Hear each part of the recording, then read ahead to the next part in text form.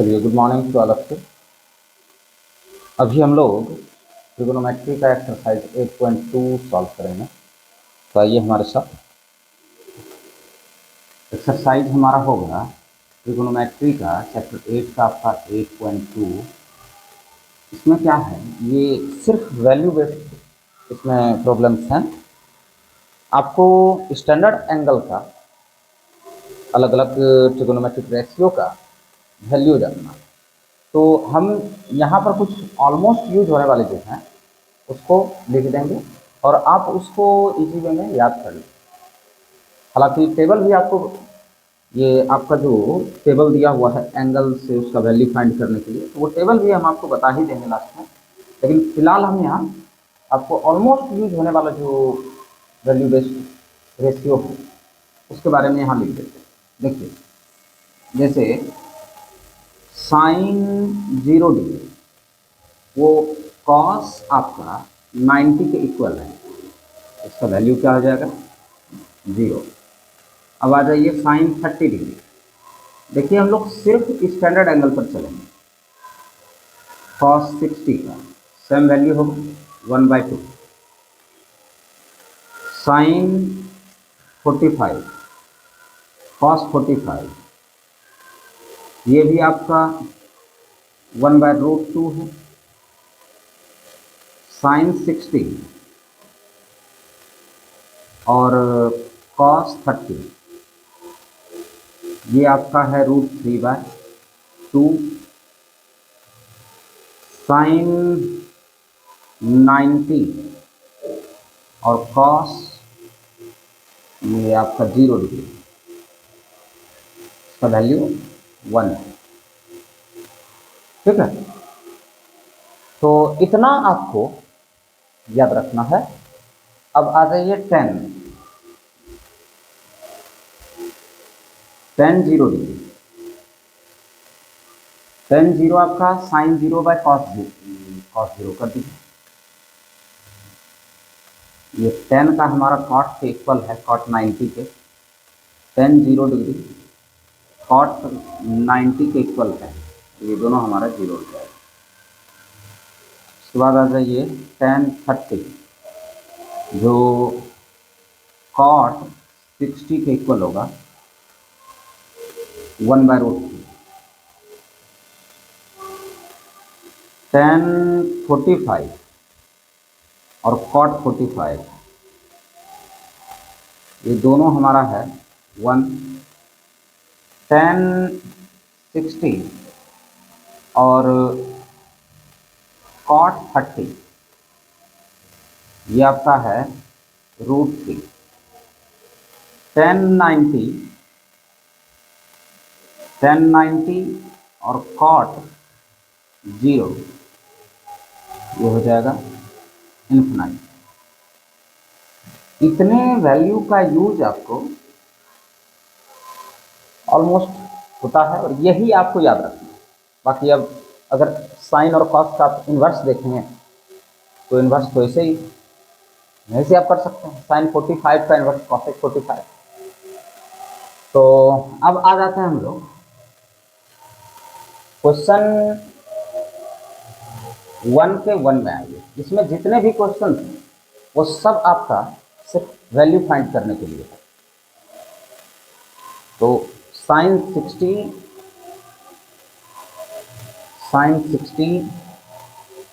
Into cos 30, sine 60 into cos 30 plus sine 30 into cos 60, इसी का आपको वैल्यू ढूंढना है। ये बेहद आसान है। साइन 60 का आप देख लीजिए, साइन 60 कॉस 30 दोनों का √3/2 है, इसका भी आपका √3/2 ही हो जाएगा। साइन 30 है आपका 1/2 और कॉस 60 भी आपका 1/2 है। अब √3 इंटू √3 आपका क्या हो जाता है 3, और 2 इंटू 2 क्या हो जाता है 4, 1 इंटू 1 क्या हो जाएगा 1, अब फिर 2 इंटू 2 4। अब जब डिनोमिनेटर आपका इक्वल है, यहाँ डायरेक्ट ऐड कीजिए या डायरेक्ट सब्ट्रैक्ट कीजिए। डायरेक्ट ऐड कर दीजिए तो आपको मिलता है 4/4। और इसका वैल्यू आपको क्या मिला 1। तो ऐसा ही इसका सारा क्वेश्चन है। कुछ में होगा कि कैलकुलेशन में आपको ज़्यादा डिफिकल्टी आएगी। चलिए अब इसका क्वेश्चन 2 देखते हैं।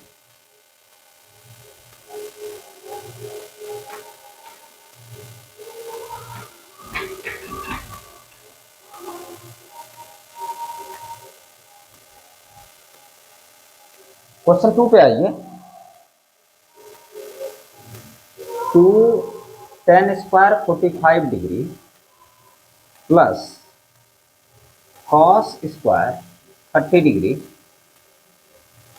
Minus sine square 60 minus sine square 60 degree. ठीक है, यही आपका क्वेश्चन है। 2 इंटू tan 45 का वैल्यू आप देखेंगे 1 है, 1 स्क्वायर भी दे दीजिए क्योंकि tan पर स्क्वायर भी लगा हुआ है। cos 30 का वैल्यू देखिए, साइन 60 के इक्वल होगा √3/2, √3/2 स्क्वायर है तो आप स्क्वायर देंगे। साइन 60 का भी आपका √3/2 है, यहां भी आप स्क्वायर दे दीजिए। अब अच्छे से देखिए, ये वैल्यू एग्जैक्ट सेम है, ये दोनों सब्ट्रैक्शन में है, आपका क्या हो जाएगा, दोनों जीरो हो गए। अब सेम चीज को अगर आप सेम डिजिट को माइनस करेंगे तो वैल्यू क्या मिलता है, जीरो मिलता है। वही यहाँ हो गया ना, दोनों सेम वैल्यू था, सब्ट्रैक्ट हो गया। अब यहाँ आपके पास 1 का स्क्वायर 1 हो जाएगा और 2 1 जा 2 हो गया। ये आपका आंसर आ जाता है। क्वेश्चन 3 को देखिए। cos 45 by sec 30 plus cosec 30 plus cosec 30, यही आपका वैल्यू लगाते हैं। cos 45 आपका 1/√2 है, sec 30 आपका cos 30 का इन्वर्स होगा, और cos 30 आपका sin 60 के इक्वल होता है। sin 60 का आपका है √3/2, इसका हो जाएगा 2/√3 प्लस cosec 30 आपका sin 30 का इन्वर्स है। तो इसको आप 1/√2 बाय 2 प्लस 2√3/√2, 1/√2 और मल्टीप्लाई में आप इसको ले लेंगे नीचे वाले फ्रैक्शन को, √3/2 प्लस 2√3। ठीक है, अब इसको आप आगे देखिए, √3 इंटू 1 तो आपका √3 ही हो गया, बाय में आपका √2 से मल्टीप्लाई हो जाएगा, 2√2 प्लस 2√6,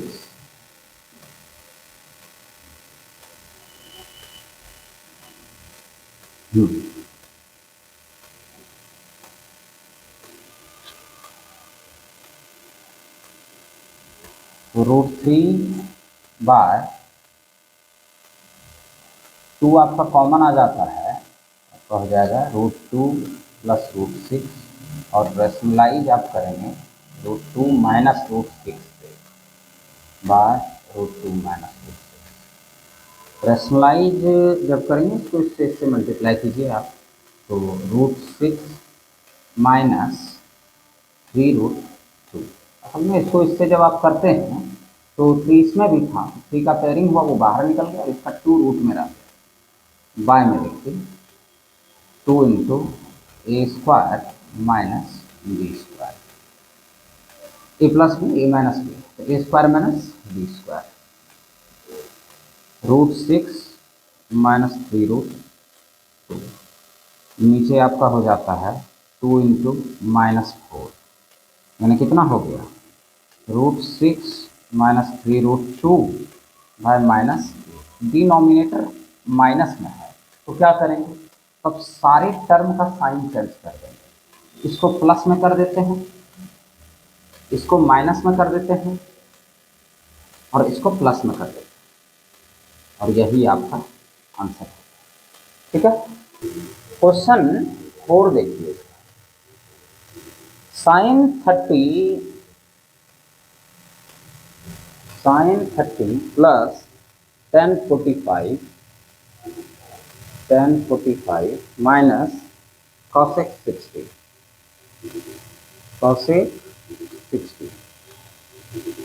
बाय में आपका है sec 30 plus cos 60 plus cot 45 plus cot 45। अब इसका आप वैल्यू चेक कीजिए। sin 30 है आपका 1/2, 1045 1, cosec 60 sin 60 का ही इन्वर्स होगा यानी 2/√3। नीचे लगाइए sec 30 cos 30 का इन्वर्स होगा 2/√3 प्लस cos 60 आपका है 1/2 और प्लस cot 45 है आपका 1। यही है, आराम आराम से इसको कैलकुलेट कीजिए। पहले आप इसको कर सकते हैं, इस दोनों को थोड़ा छोटा हो जाएगा। 2 1 जा 2 प्लस 1 3/2। एक बार और देख लीजिए, इसको इससे मल्टीप्लाई करते हैं और ऊपर वाला ऐड कर देते हैं। 2 1 जा 2 प्लस 1 3/2 और माइनस 2/√3। बाय में इस दोनों को भी ऐड कीजिए, यहाँ आपको मिलेगा, इस दोनों को पहले ऐड करके लिख लीजिए, मिलेगा 3/2 प्लस 2/√3। ठीक है, अब अगर हम लोग इसको सॉल्व करें, देखिए इसको सब्ट्रैक्ट कीजिए तो क्रॉस मल्टीप्लाई मेथड का इस्तेमाल करेंगे आप, ज्यादा अच्छा रहेगा।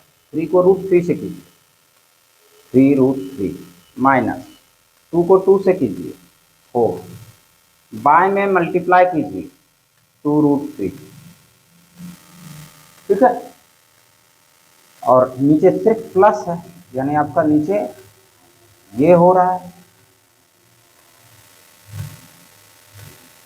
ठीक, अब दोनों सेम पोजीशन वाला था, करस्पॉन्डिंग पोजीशन वाला कैंसिल हो गया। अब आपके पास ये बचा है, ये 3√3 माइनस 4/3√3 प्लस 4।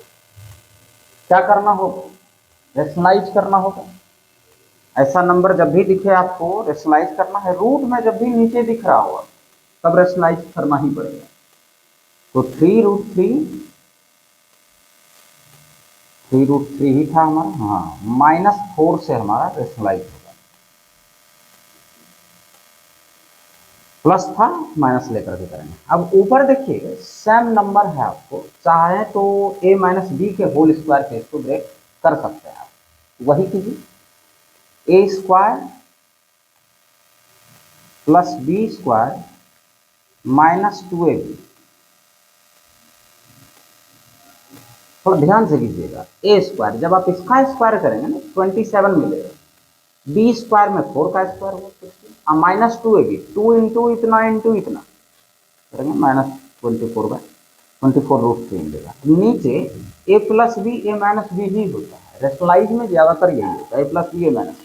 ए स्क्वायर माइनस बी स्क्वायर पे आप उसको कैलकुलेट करेंगे, A square minus B square. एक और ये है, इसका स्क्वायर कीजिए, और बी ये है तो इसका स्क्वायर कीजिए।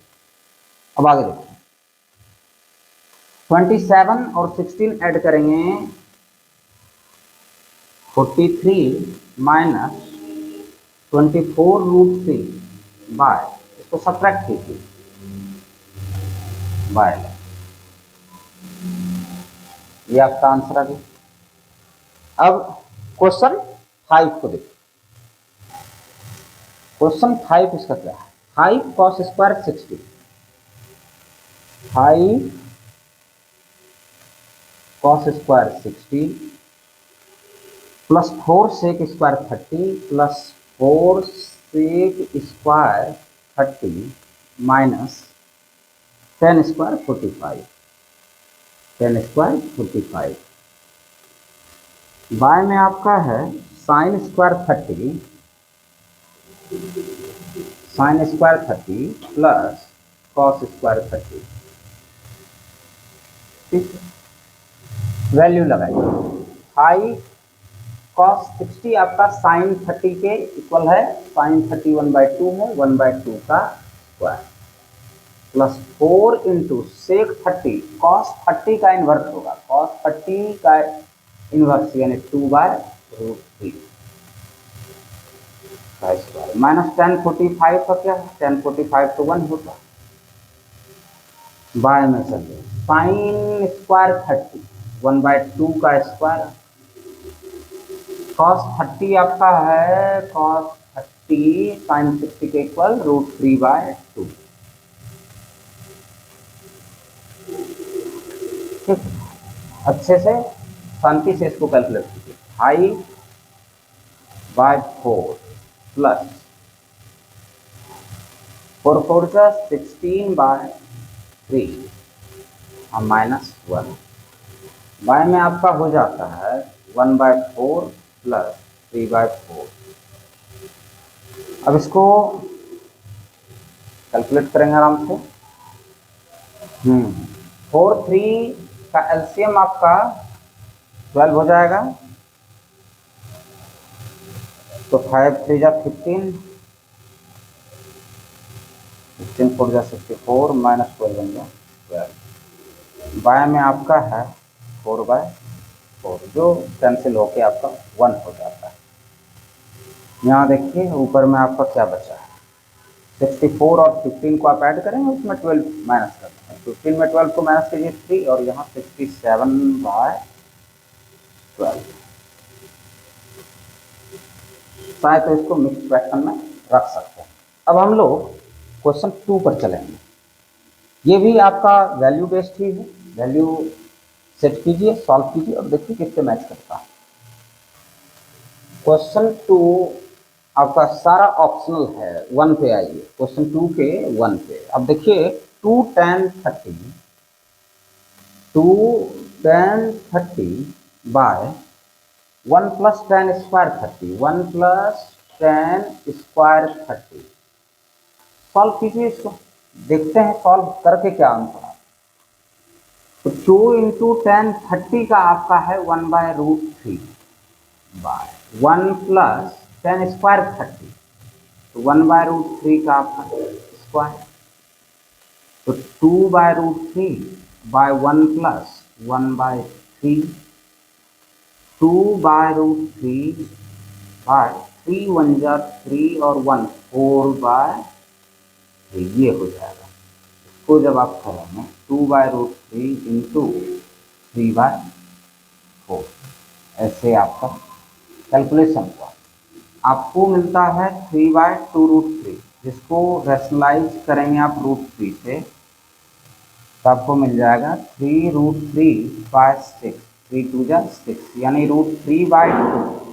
अब √3/2 किसका है, तो √3/2 sin 60 का है क्या, √3/2 है, ये sin 60 का है या फिर cos 30 का है ना, sin 60 या cos 30, तो ऑप्शन नंबर आपका हो जाएगा ए sin 60। अब इसका 2 देखिए, 2 देखिए है 1 माइनस tan² 45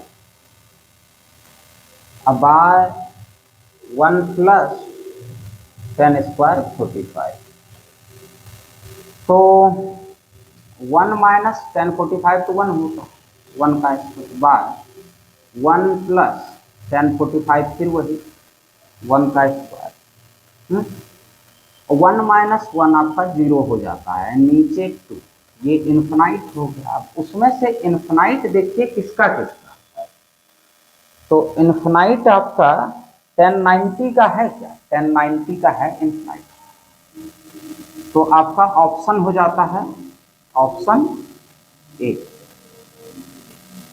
ठीक, tan 90। अब क्वेश्चन 3 पर आइए।